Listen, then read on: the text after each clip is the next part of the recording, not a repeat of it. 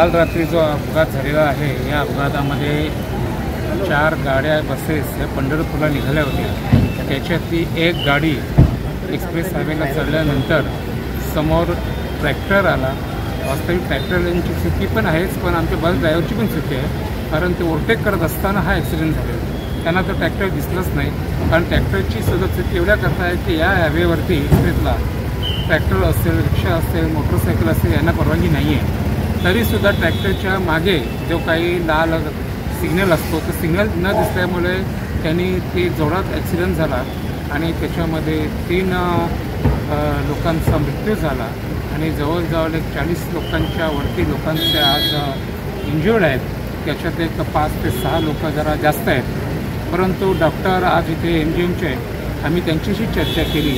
त्यांनीसुद्धा चांगल्या प्रकारे इथे सहकार्य सर्व पेशंटला दिलेले आहेत आणि निश्चितच बाकीचे पेशंट जे आहेत, जे सिरियस पेशंट आहेत, त्यांना त्यांचं वाचवण्याचा प्रयत्न दिसतं आहे आणि त्या दृष्टीने आम्हाला त्याचं समाधान वाटलेलं आहे। परंतु हे असे अपघात होत असल्याने या अपघातामागे जे काही कारणं समोर येत आहेत, भले ते कारणं कुठलेही असू दे, म्हणजे ट्रॅक्टर तिथे जाणं हा किती धोकादायक आहे, रिक्षा तिथे जाणं किंवा मोटरसायकल जाणं, यांच्यावरती ही जी कारवाई आहे त्या कारवाई पोलिसांनी तातडीने करणं गरजेचं असतं। त्याच्यामुळे पुन्हा या एक्सप्रेस हायवेवरती अशा प्रकारची वाहनं जाणार नाही आणि भविष्यात असे ॲक्सिडेंट होणार नाहीत याची दखल घेतली पाहिजे। कोणकोणत्या गावातले लोक ह्या ॲक्सिडेंटमध्ये लगावले?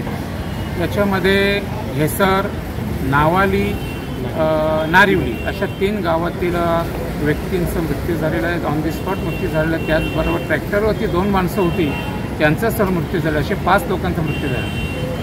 कल्याण तालुक्यातील 14 गावांमधील वाकलन असेल, नागाव असेल, दहिसर असेल, सोनापाडा असेल, शिरडोण असेल, या गावातील सर्व हरिभक्त पारायण सालाबादप्रमाणे पंढरपूरच्या वारीला जात असत, देवाच्या दर्शनाला जात असत आणि ते रात्री 11 वाजता निघाल्यानंतर आपल्या मुंबई पुणे बायपासला पनवेलच्या येथे त्यांचं एका ट्रॅक्टरमध्ये आल्यामुळे ॲक्सिडेंट झाला आणि त्याच्यात 3 जणांचा सांप्रदायाच्या 3 मृत्यू झालेला आहे आणि 2 ट्रॅक्टरचा एक ड्रायव्हर आणि एक क्लीनर त्यांचा मृत्यू झालेला आहे। काही सांप्रदायाचे आपले लोक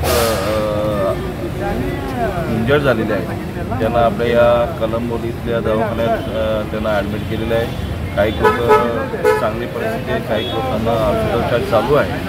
पण बायपासला जर तुम्ही बघितलं असेल की ट्रॅक्टरला परवानगी नसताना जर ट्रॅक्टर बायपास आहे तर मग कुठेतरी पोलिसांचा हलगर्जीपणा आहे का, प्रशासनाचा कुठेतरी हलगर्जीपणा हे आपण शोधलं पाहिजे। तर असा अपघात होणे हा अतिशय चुकीचा आहे, कारण पांडुरंगाच्या दर्शनाला जाताना, देवाच्या दर्शनाला जाताना आणि भजन कीर्तन चालू असताना अपघात होणं हे दुःखदायक आहे, मोठा अपघात झालेला आहे।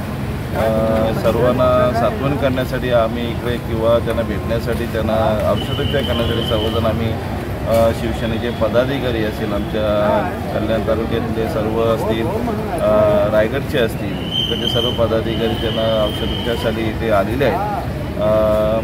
खासदार साहेबांनी फोनवर त्यांची चौकशी केली, साहेब स्वतः भेटायला येणार आहेत, महाराष्ट्राचे मुख्यमंत्री एकनाथ शिंदे साहेब स्वतः इथे येत आहेत, तेही त्यांना पाहणी करतील आणि त्यांच्यानुसार ते औषधोपचार चालू होईल। पण झालेली दुर्घटना मोठी आहे, कुठेतरी प्रशासनाने याची दखल घेतली पाहिजे एवढं सांगू।